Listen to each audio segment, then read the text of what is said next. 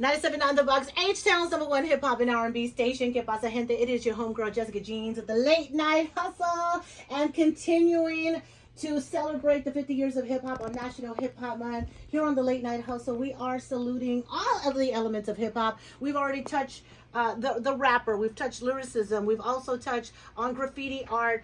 B-Boy Moy was in here for breakers. And this one, my favorite, hands down, my favorite element of hip hop, the DJ. We have DJ Main Event in the building. Thank you for being here. Hey, thank you for having me. Man, and so you actually teach DJ 101, vinyl DJ at that. And so that was one of the reasons I wanted you in here, because if there's anybody that's going to tell us about the art of DJing, it's going to be you. Oh. Okay, let's do it. Let's do it. And not only that, but you've actually were my instructor. So you work over at Break Free Hip Hop School. Yes. You've been doing that for a few years now, and actually took a class with you. Yes, you did. So that's how we go back. Oh yeah.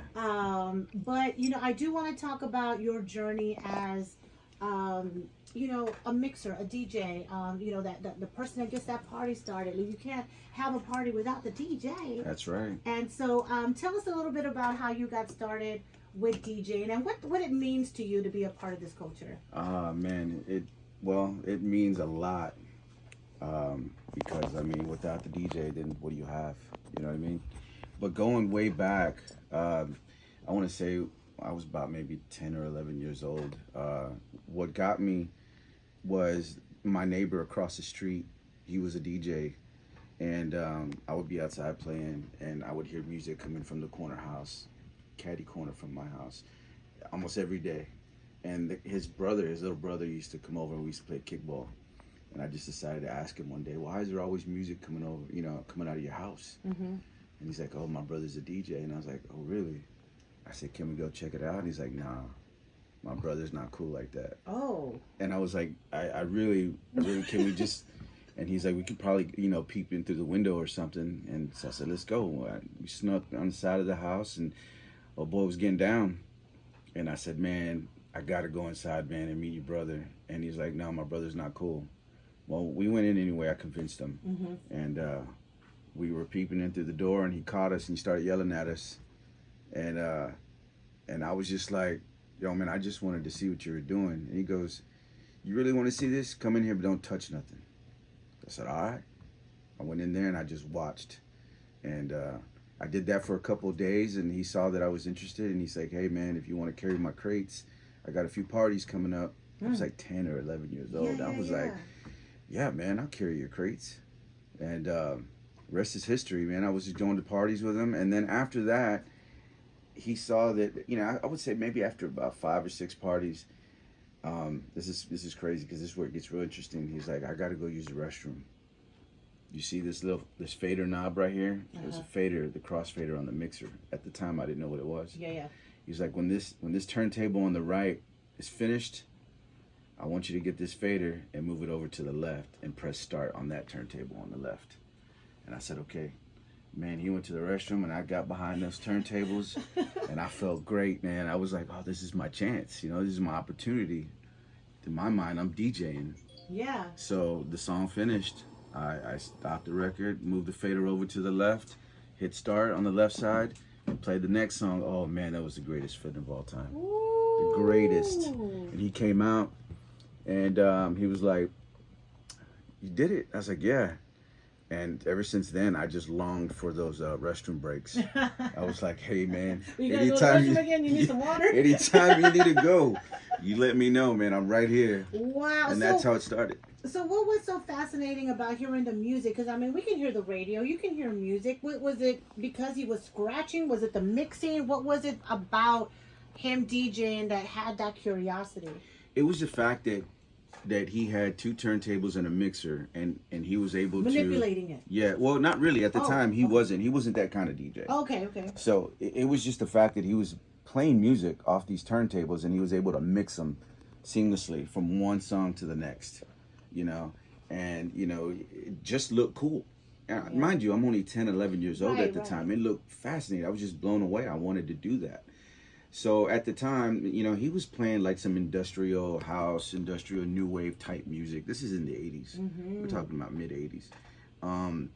and so it was totally different from the DJing that I do today, and from a lot of the technical DJs do today. It's very different because he's just playing music and mixing back and forth. It's still DJing, right? But it's not what we do today as turntablists. Okay, that's a different type of DJing. So it wasn't until I saw Grandmaster DST, and I would say that a lot of DJs saw this guy. And if you probably heard of this guy if you know the song Rocket by Herbie Hancock. Yes. Okay. So he's the DJ in there that was the first one to kind of bring scratching to the forefront. Ooh, I got chills. Yes. And when everybody saw that guy for the first time on video or on the awards ceremonies, that's when everybody was like, what is this sound? Mm-hmm. And it was that for me as well. That took DJing to a whole nother level for me. It wasn't just about mixing music from one song to the next. It was about how is he making that sound. Right. Now we're talking about manipulation. Yeah. And it was that right there that kind of catapulted me. I was like, I'm hooked. This is it. I need to get tables. I need to get them now, because this is what I want to do. So how did you acquire tables, and at what age? Well, I didn't have turntables for a long time. It wasn't probably till, I don't know. It was in my 20s. Okay. I didn't have any money for no turntables. Right. I was gonna say, like, where did you get? How'd you get that done? Well, my cousin also was a DJ out in New Braunfels, Texas, and we used to have family reunions over there. And I remember going out there, and whenever I would go out there, I would just practice on his turntables. See, the guy across the street, he was long gone. We already moved. I'm older now, so now I need to get my hands on some tables, and that was my way of, working on the tables, was going to see my cousin. So I would do that, and then later on, I saved up some money, and I acquired a couple turntables and a mixer. Some years later, I would say by the time I was 19 years old. So I've been on the turntables since I was about really working them about 14 years old. Okay. And then acquired them later on, my own set, and then didn't get into the professional aspect of it until 2004. So, once you acquire these turntables and you have them, I mean, like we just spoke with Moy. He was like, there was not a day that I wasn't practicing. Yeah. Was that you? Yeah. This was something I really wanted to do. So I had to give up a whole lot just to focus on this. Okay. And I mean, I was practicing every day. And mind you, you had to do that because we didn't have classes for this. We didn't have YouTube for this. Right. We didn't have anybody teaching anybody how to cut, scratch, mix. When you're talking about DJing, you're not just talking about playing music. You're talking about mixing in time. Right. Right. You're talking about understanding phrasing, when to get in and out of a song. What part of the song are you going to come in on? What part are you going to get out on? And then when you're talking about cutting and scratching, now you're using the turntable like it's an instrument. Right. So you're talking about, more timing. You're talking about melodies. You're talking about tones that you're manipulating and stuff like that. So now it's just not a turntable. It's not a record player. It becomes a musical instrument. And so I had to understand this because there was no guidance. There was no teacher. So I'm, watching videos, MTV videos. By the time I was able to go into the clubs, I would go to the clubs and I would listen to the DJs there. What are they playing? What are they doing? What pieces of vinyl do they have? And then when the whole Serato craze came out, with the software and stuff, that was a whole other thing, that changed the game. And I wanted to learn that too. So that was a whole other learning process. Right. So yeah, I was in the studio, or I was in my house, in the bedroom, working day in, day out, trying to figure out how to make two songs mix from one to the next. That was hard within itself. Right, in itself. Yeah, right. Because and then you want to talk about mixing and then scratching and then bringing the record back. Oh my goodness! You're learning from the bare bones, from the beginning of time, just to mix two songs. That's one thing in itself. Now, once you understand that and you have the ear for that, then we can talk about scratching a little bit, Right. starting from the ground up with, a couple baby scratches, and then just elevating from there and learning different techniques and strategies on how to make different sounds with different cuts and things like that. Now, one of my favorite things is I used to watch DJ battles. Yeah. Was that something that you frequent? I've been to a few DJ battles. I like to see them. I'm not a battle DJ myself. I like to consider myself as a party rocker, club DJ, showcase DJ, even a b-boy DJ. They're cool to watch. They're these guys that are in the battle scene. They're amazing. It's not something I do. I think that it just takes a lot of time and energy to focus on a 6-minute routine or a 15-minute routine that's gonna take a lot of your time focusing on just that. Right. And you need to practice and be polished and ready to go for 6 months up until that day of the battle that's gonna last either 6 minutes or 15 minutes. Right. That's a lot of time. Right. Every single day. And I'm a busy guy. I got a lot of stuff going on, so I don't got too much time to be focusing on just one routine all the time. You're a party rocker. Yeah, and nothing against those guys, because these guys are amazing. Yeah. I got a lot of buddies, a lot of DJ homies, and a lot of them are beasts at what they do, and they're battle DJs. Some are party rockers, but do I frequent them? I go to some of the battles. I support a lot of my DJ homies when they're in the battles, but yeah, I like watching those guys. I haven't entered. Many people say I need to, that I should. I mean, I was gonna say, I really thought you were gonna say, yeah, I've been in a couple competitions. Yeah, no.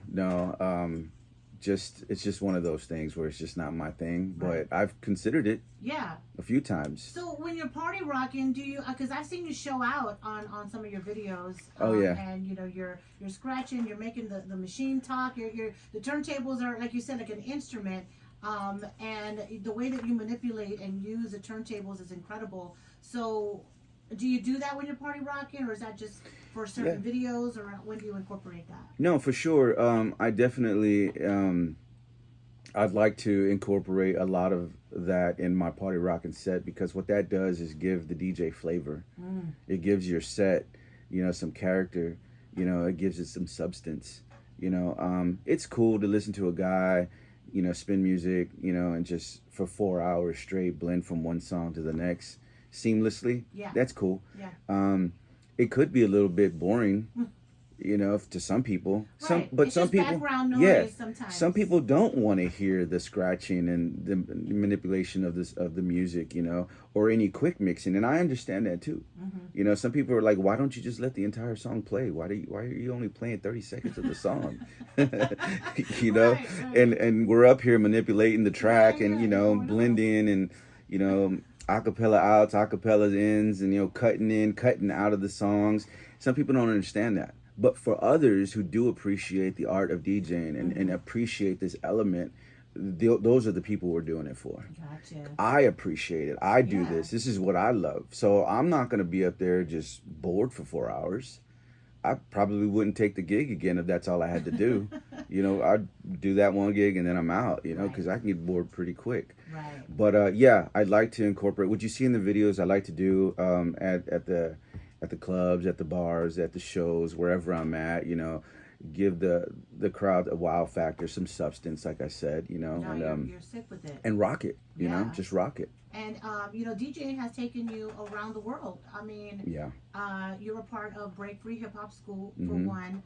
So not only do you pour back into the community, you're keeping the DJ element alive, the art, and you're teaching these children, how to put the needle on the record. Yes. And it's just incredible to me, because with everything that we have as far as software these days, it's so easy for anybody on even a tablet, to mix, but to actually have people and teach the art of vinyl 101 is one of the reasons, like I said, I wanted to have you here. But I also want to talk about how far it's taken you all over the world. And I want you to speak on it, because I want people to understand that just how far the art of DJ can take you. Yeah.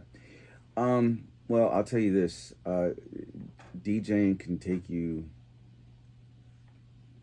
pretty far. It can take you pretty much anywhere you want to go if you really apply yourself. What's been the most, I guess,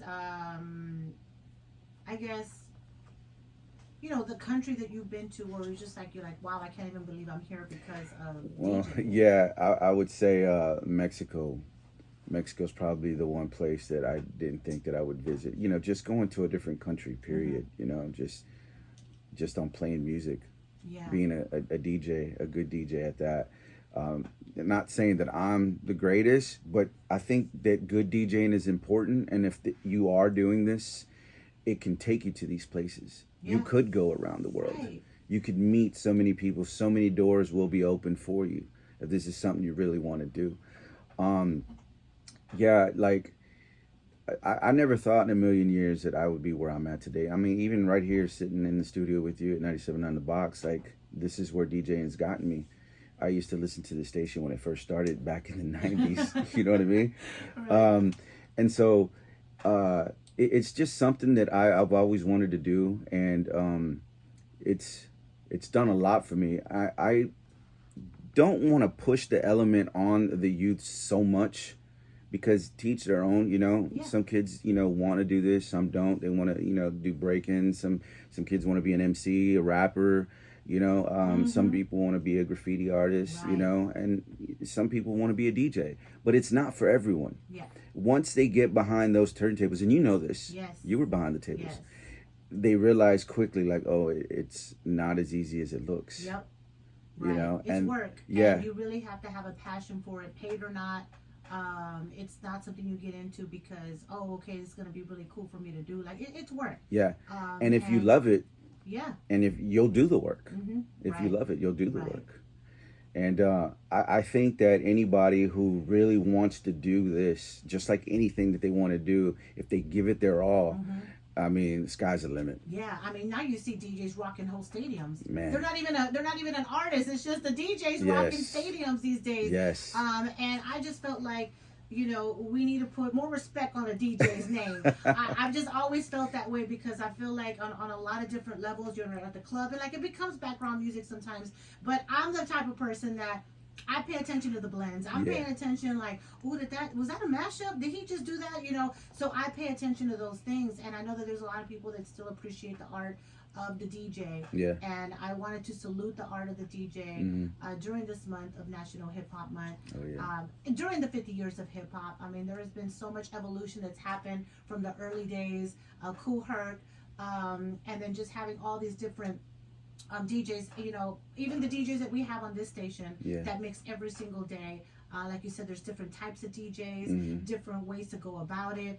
And for me, like I said, one of the biggest things that I love about what you do is that you teach the Vinyl 101. Yes.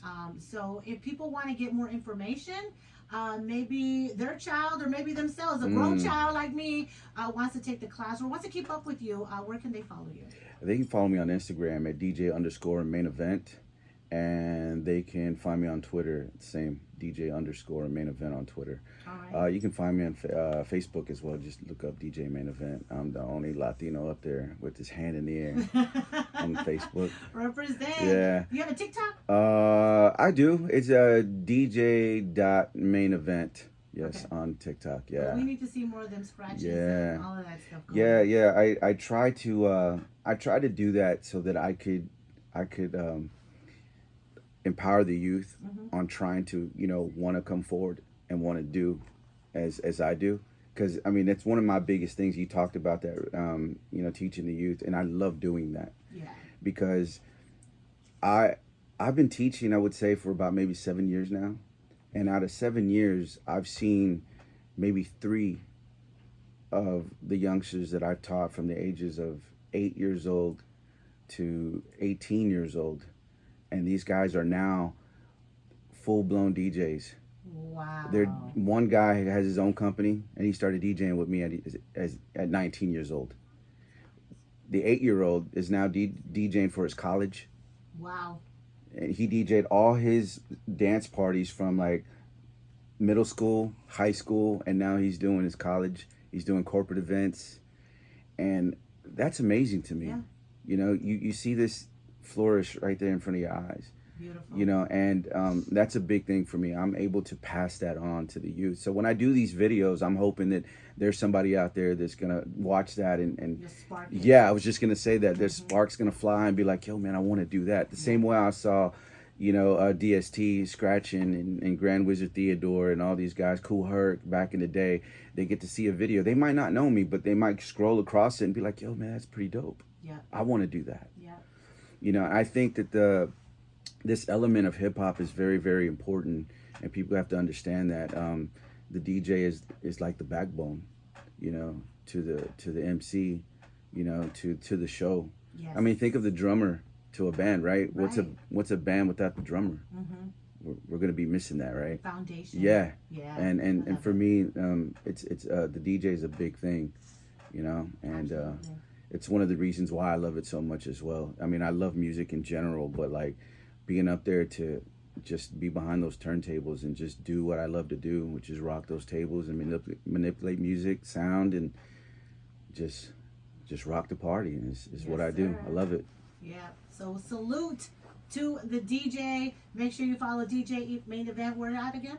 Yes, DJ_main event on Instagram, DJ_main event on Twitter, and DJ.main event on TikTok. If you want to see some silly videos. Yeah. Thank you for being here again. Thank you for having me. All right. Thank you.